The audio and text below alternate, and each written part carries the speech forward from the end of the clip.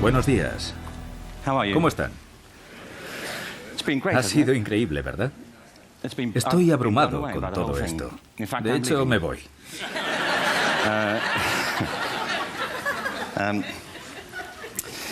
Se han mencionado 3 temas en este congreso que tienen que ver con lo que quiero decir.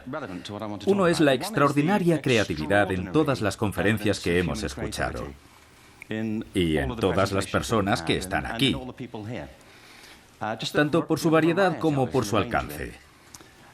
El segundo es que no tenemos ni idea de lo que va a suceder en el futuro, ninguna idea de cómo va a resultar esto. A mí me interesa la educación. De hecho, creo que a todos nos interesa. ¿No es cierto? Miren, esto es muy curioso. Si estás en una fiesta y dices que trabajas en educación, bueno, si trabajas en educación no vas muy a menudo a fiestas. No te invitan. Y es extraño. Nunca te vuelven a invitar. Es raro. Pero si vas y alguien te pregunta ¿en qué trabajas? Y dices que en educación, ves cómo se ponen pálidos y piensan, oh Dios, ¿por qué a mí? Para una noche que salgo. Pero si les preguntas por su educación, te arrinconan y no paran de preguntarte. Porque es una de esas cosas que llega a la gente, como la religión o el dinero. Yo tengo un gran interés por la educación. Creo que todos lo tenemos. Y ese interés se debe en parte a que la educación es lo que nos va a llevar hasta ese futuro que no podemos comprender. Fíjense, los niños que comienzan la escuela este año se jubilarán en 2065. Nadie tiene una pista, a pesar de todos los expertos a los que hemos escuchado estos últimos días, de cómo va a ser el mundo en 5 años. Y sin embargo, se supone que educamos a los niños para ese mundo. Así que creo que hay una gran incertidumbre. Y lo tercero es que todos estamos de acuerdo en las extraordinarias capacidades que tienen los niños. En su capacidad de innovación. Anoche, por ejemplo, Serena fue una maravilla, solo con ver lo que hace. Es fantástica, pero no creo que ella sea una excepción entre todos los niños. Es una persona extraordinariamente aplicada que descubrió su talento. Yo estoy convencido de que todos los niños tienen grandes talentos, que desperdiciamos sin piedad.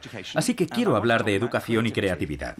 Mi opinión es que ahora la creatividad es tan importante en la educación como la alfabetización, y deberíamos darle el mismo valor. Gracias.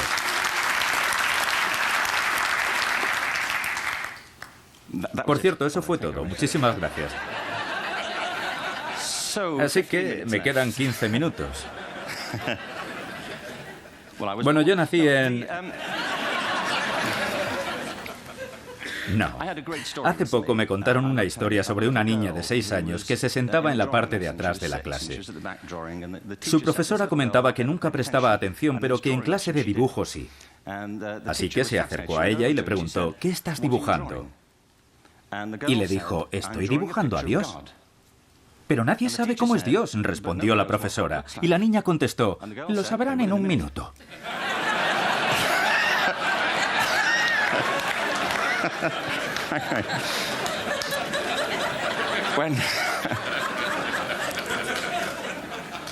Cuando mi hijo tenía 4 años en Inglaterra, de hecho tendría 4 años en todas partes. Para ser exactos, tendría 4 años en cualquier lugar.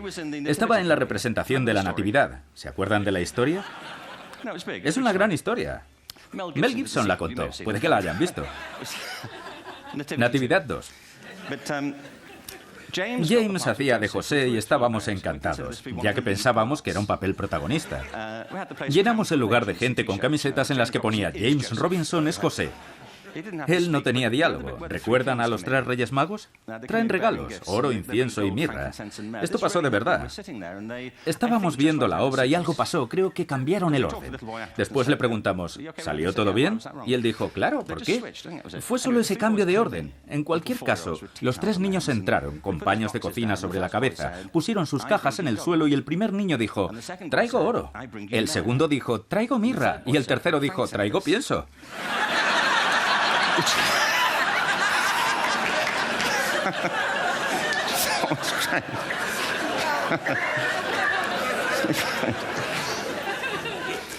Con esto quiero decir que los niños se arriesgan. Si no saben hacer algo, lo intentan. ¿Verdad? No tienen miedo a equivocarse.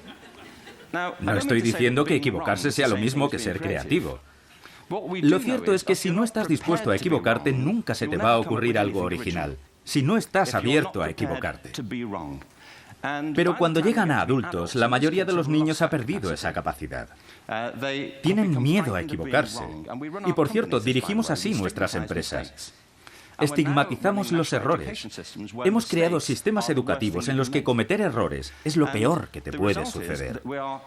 Y el resultado es que estamos educando a la gente para que abandone sus capacidades creativas. Picasso dijo que todos los niños nacen artistas. El problema es seguir siendo artistas al crecer.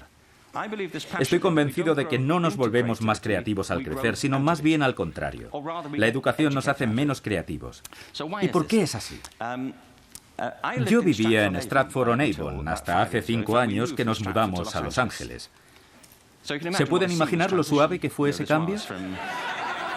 De hecho, vivíamos en un lugar llamado Snitterfield, a las afueras de Stratford, donde nació el padre de Shakespeare. Seguro que nunca habían pensado que Shakespeare tuviera un padre. Y eso es porque nunca pensaron en Shakespeare de niño. ¿Se lo imaginan a los 7 años? Nunca pensé en ello, pero en algún momento tuvo esa edad y estaría en la clase de alguien.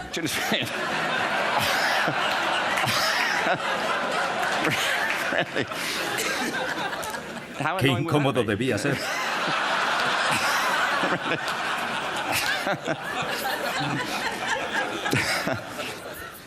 Debe esforzarse más. Su padre le diría, vete a la cama. Deja ya ese lápiz. Y no hables así. Nos confundes a todos.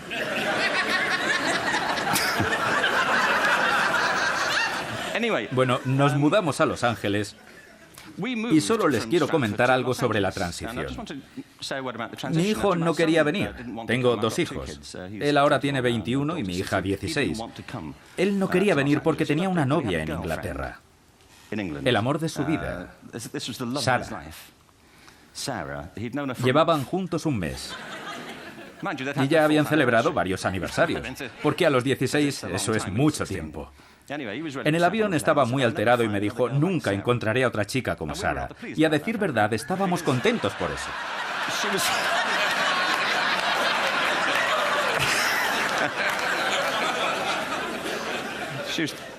Ya que ella fue la razón por la que dejamos el país.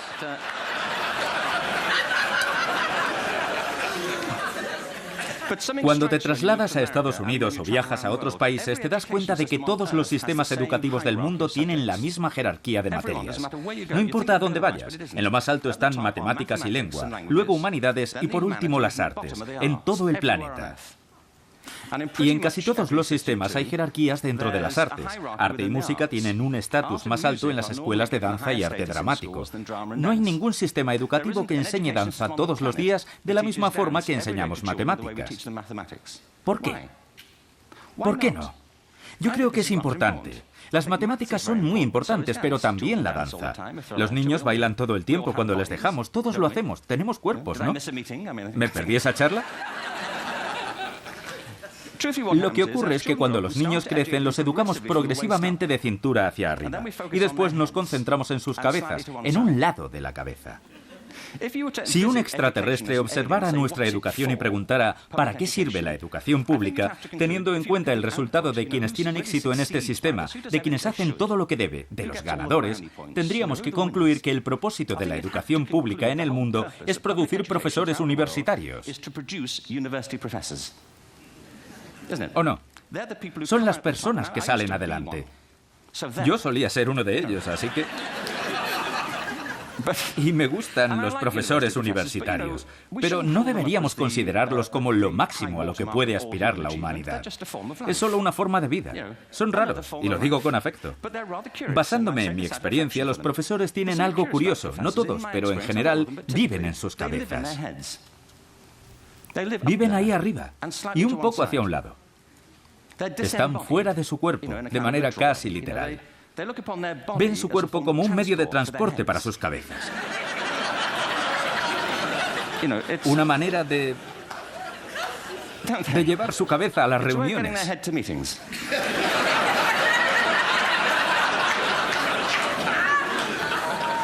Si quieren presenciar alguna experiencia extracorporal, acudan a una conferencia de académicos y cuélense en la discoteca la última noche. Y ahí los verán, hombres y mujeres adultos contorsionándose. A destiempo. Y deseando que termine para ir a casa a escribir un artículo. Nuestro sistema educativo se basa en la habilidad académica. Y hay una razón. Se debe a cuando fue inventado. No había sistemas educativos antes del siglo XIX. Todos surgieron para cubrir las necesidades de la industrialización. Así que se basan en dos ideas. Una, que las materias más útiles para el trabajo son las más importantes. Así que quizás le alejaron de lo que le gustaba cuando era niño, argumentando que así no encontrarían trabajo, ¿cierto? No hagas música, no serás músico. No hagas arte, no serás artista. Buen consejo, aunque hoy profundamente equivocado. El mundo está en plena revolución. La segunda idea es la habilidad académica que ha llegado a dominar nuestra visión de la inteligencia porque las universidades diseñaron ese sistema a su manera. De hecho, el sistema de educación pública parece un extenso proceso de admisión universitaria. Y como consecuencia, muchas personas brillantes y creativas piensan que no lo son, porque aquello en lo que sobresalían en la escuela no era valorado o era estigmatizado. Yo creo que no deberíamos seguir por este camino. Según la UNESCO, en los próximos 30 años se graduarán más personas en el mundo que las que lo han hecho desde el comienzo de la historia. Más personas. Esto se debe a la combinación de todo lo que hemos hablado, a la tecnología, a la transformación del trabajo y a la explosión demográfica. De repente los títulos no tienen ningún valor. Cuando yo estudiaba, si tenías un título tenías trabajo, y si no lo tenías era porque no querías. Yo no quería un trabajo, francamente. Pero ahora muchos jóvenes titulados tienen que volver a sus casas y seguir jugando con videojuegos porque se necesita una maestría para trabajar, cuando antes solo se requería el bachillerato.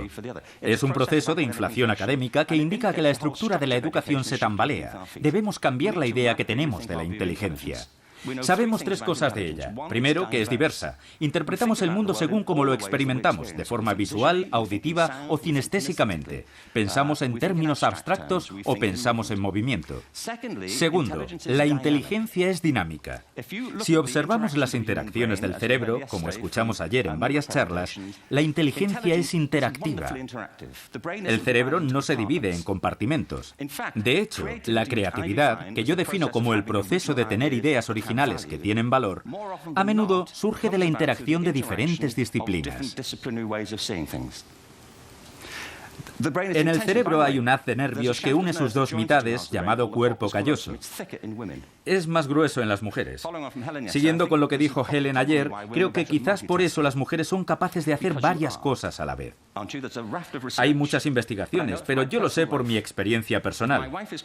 Cuando mi esposa cocina, no muy a menudo, por suerte. No, ella cocina bien algunas cosas, pero a la vez que lo hace, habla por teléfono, habla a los niños, pinta el techo, opera a corazón abierto. Si cocino yo, la puerta está cerrada, los niños fuera, el teléfono descolgado y me enfado si ella viene. Terry, por favor, intento freír un huevo.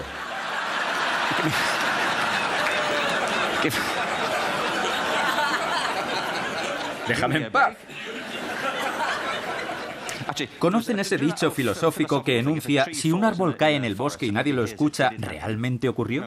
¿Se acuerdan de aquel castaño? Hace poco vi una camiseta con la leyenda: si un hombre habla en el bosque y ninguna mujer lo escucha, ¿aún está equivocado?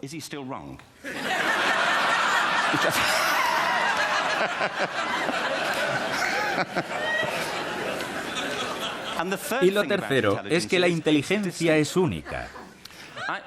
Estoy escribiendo un libro que se titula Epifanía y recoge una serie de entrevistas sobre cómo algunas personas descubrieron su talento. Un tema que me fascina y que surgió por una conversación que tuve con una mujer de la que quizás no hayan oído hablar. Se llama Gillian Lynn. ¿Les suena? Algunos sí. Es coreógrafa y todos conocemos su trabajo. Ella hizo Cats y El fantasma de la ópera. Yo estaba en el consejo del Royal Ballet en Inglaterra, como pueden ver. Comí con Gillian un día y le pregunté, ¿cómo llegaste a ser bailarina? Y ella me contó que no era buena estudiante. Entonces, en los años 30, escribieron a sus padres de la escuela diciendo, creemos que su hija tiene un trastorno de aprendizaje. Ella era nerviosa y no se podía concentrar. Hoy lo llamarían déficit de atención, pero eran los años 30 y no se conocía ese trastorno. La gente no sabía que podía tener eso. Gillian fue con su madre a un especialista. Era una habitación de paneles de roble y a ella la sentaron en una silla, en un rincón. Estuvo ahí durante 20 minutos mientras el médico y su madre hablaban de los problemas que tenía en la escuela, que si molestaba a los niños, no hacía los deberes, etc. Al final, el médico le dijo, Gillian, he escuchado a tu madre y necesito hablar en privado con ella. Espera aquí, que enseguida volvemos. Y se fueron. Pero al salir, él encendió la radio que estaba sobre su escritorio y le dijo a su madre, vamos a observarla. Gillian se levantó y comenzó a moverse al ritmo de la música. Entonces el médico le dijo a su madre, señora Lynn, su hija no está enferma, es una bailarina. Llévela a una escuela de danza. Le pregunté, ¿qué pasó? Ella dijo, me llevó y fue maravilloso. Aquel lugar estaba lleno de personas como yo. Gente que no se podía estar quieta, que tenía que moverse para pensar. Practicaban ballet o danza contemporánea. Luego entró a la escuela del Royal Ballet, se convirtió en solista y tuvo una carrera brillante con el Royal Ballet. Más tarde se graduó y fundó su propia compañía y conoció a Andrew Lloyd Webber. Ella ha sido la responsable de algunas de las obras musicales más exitosas de la historia. Ha hecho disfrutar a millones de personas y es multimillonaria. Otro médico quizá la habría medicado y le habría dicho que se calmara.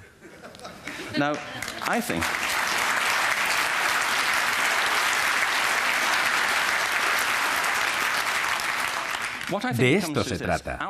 Al Gore habló la otra noche sobre ecología y sobre la revolución iniciada por Rachel Carson. Yo creo que nuestra única esperanza para el futuro es adoptar una nueva concepción de la ecología humana para reconstruir y volver a creer en la riqueza de la capacidad humana. Nuestro sistema educativo ha explotado nuestras mentes como nosotros lo hacemos con la tierra, buscando recursos. Pero en el futuro esto no servirá. Debemos replantearnos cómo estamos educando a nuestros hijos. Hay una cita de Jonas Salk que dice, si desaparecieran todos los insectos de la Tierra, en 50 años desaparecería toda la vida en la Tierra. Si todos los seres humanos desaparecieran de la Tierra, en 50 años florecerían todas las formas de vida. Y tiene razón. Lo que Ted celebra es el don de la imaginación. Debemos usar este don sabiamente para poder evitar algunas de las situaciones de las que hemos hablado. Y la única forma es prestando atención a nuestra capacidad creativa y viendo en nuestros hijos la esperanza que representan. Nuestra tarea es educarlos como seres completos para que puedan enfrentarse al futuro. Quizá nosotros no veamos ese futuro, pero ellos sí lo verán. Y nuestro trabajo es ayudarles a que saquen provecho de él. Gracias. Bravo. Good help.